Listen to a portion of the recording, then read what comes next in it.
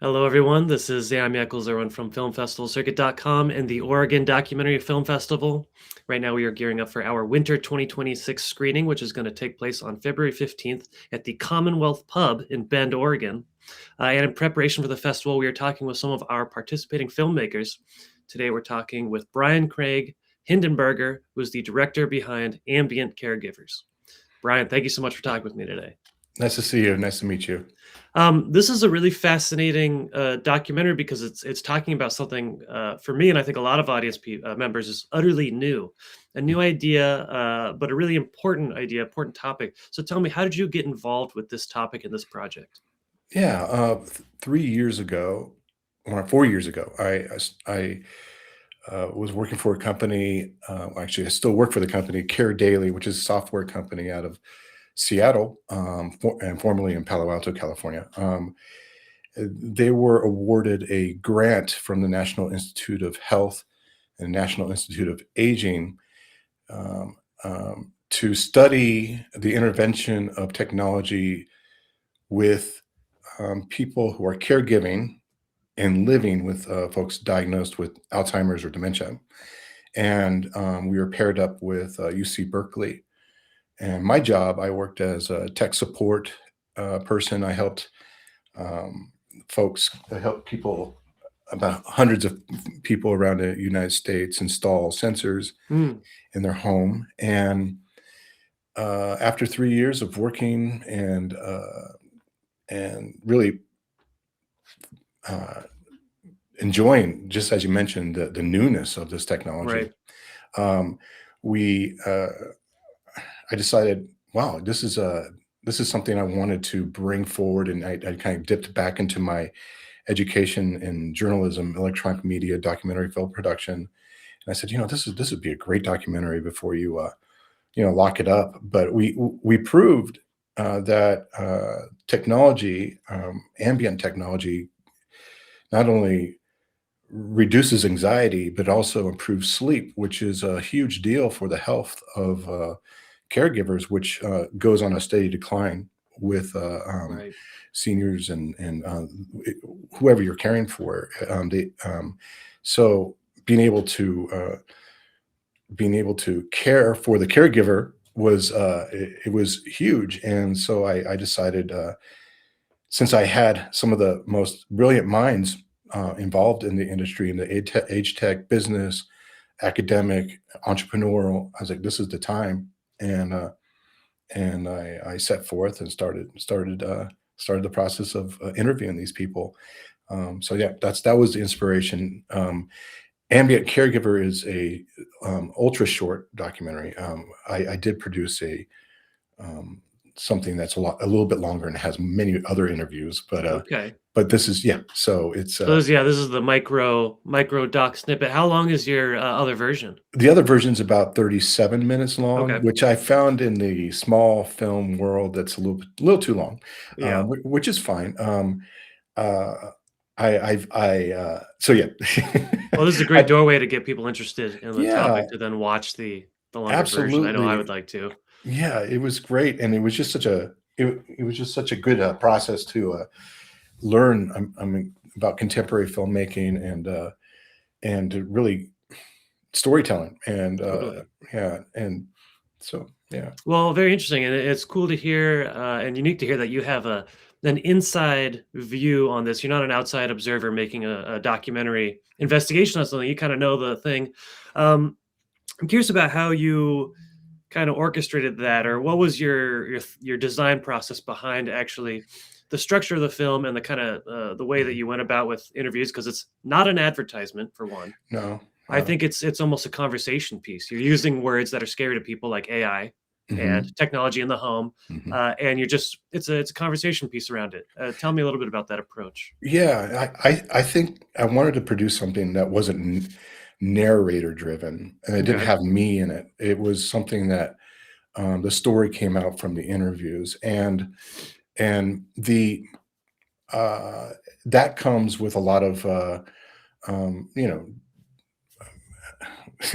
just a lot of interview time and Right. a lot of transcription and seeing how I think that's what I was most proud of is just being able to let the story be itself. And the fact that that was one of the things is I worked on the project. How would that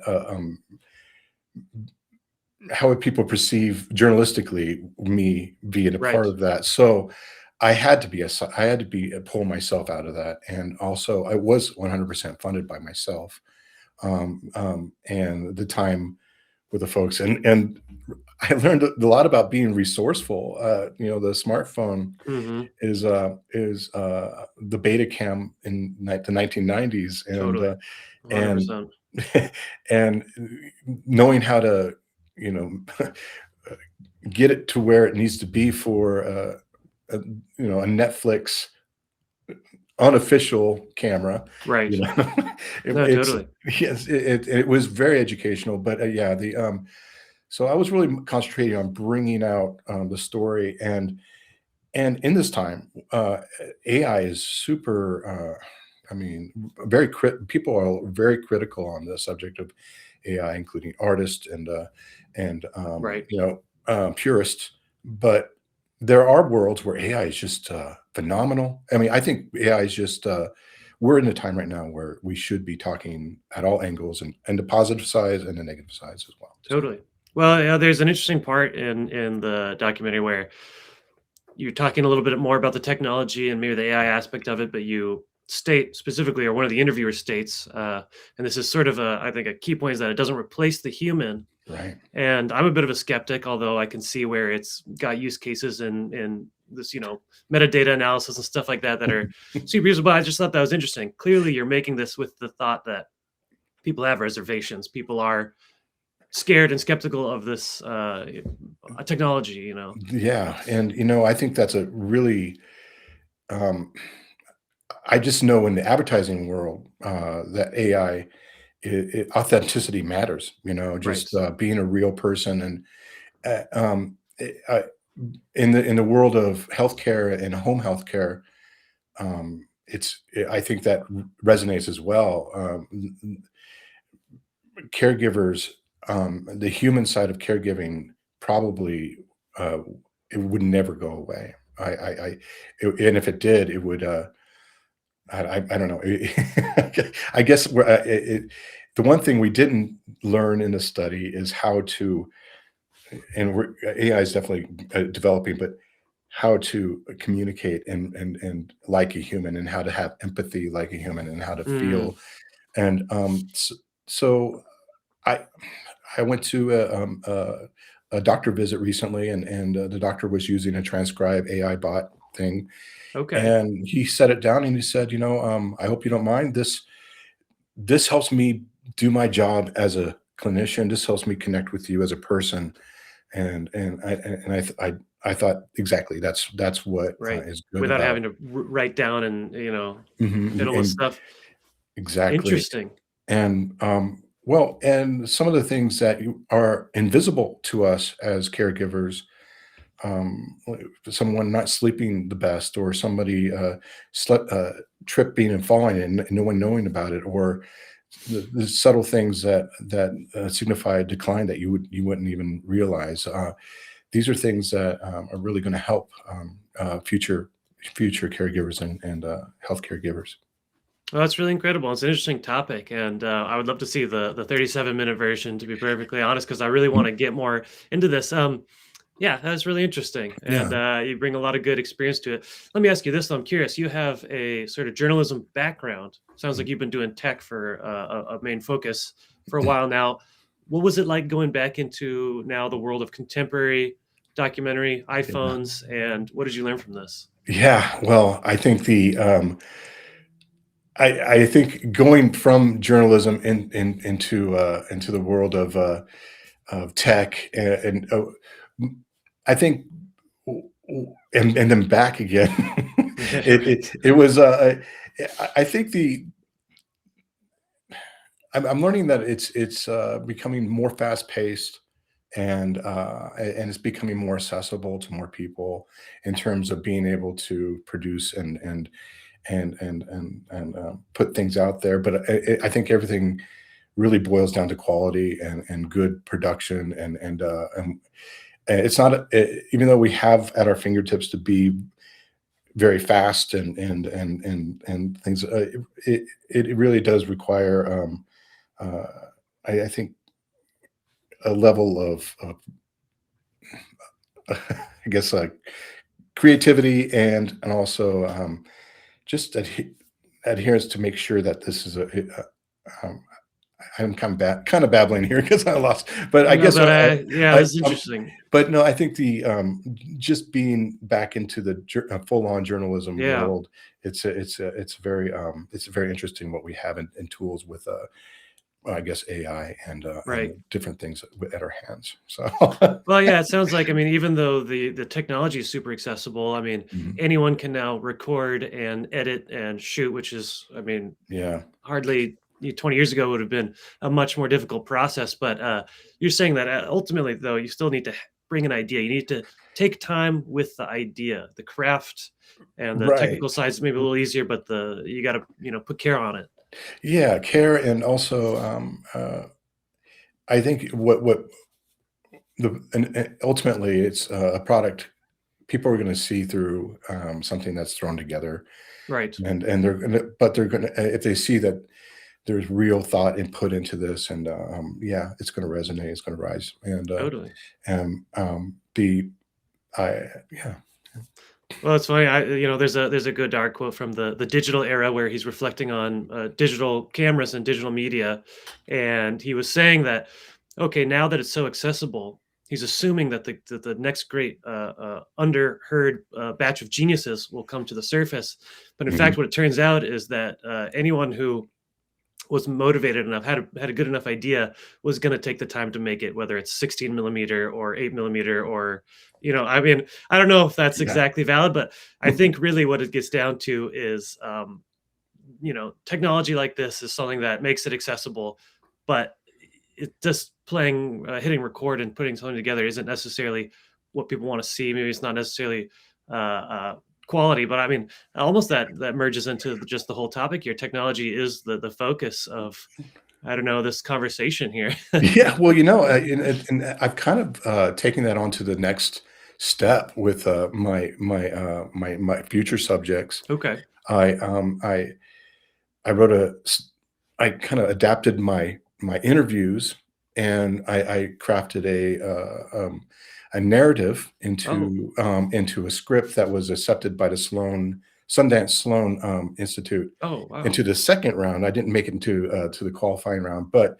it was good enough to, and it was about digital.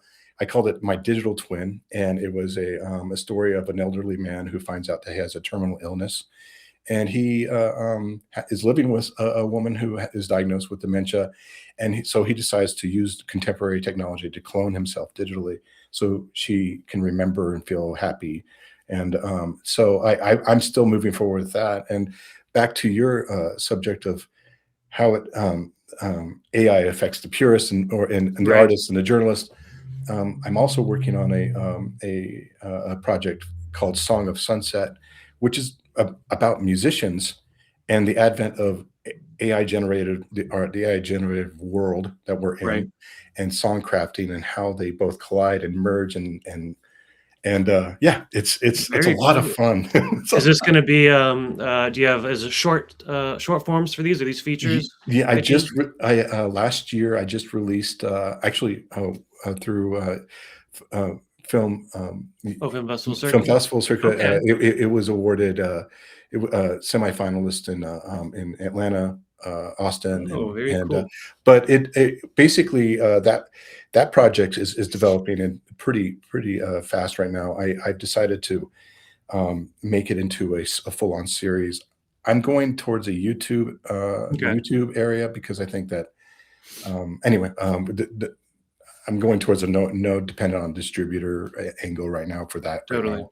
But The web series are great for getting out there, and I yeah, think it's a yeah, fantastic kind of place to put short form content right now. Absolutely. my my idea was to to turn it on its head, real interview real musicians and go to the year 2175 and throw it on its head and say, well, guess what? It's illegal. It's illegal to go Mm, to play music in live.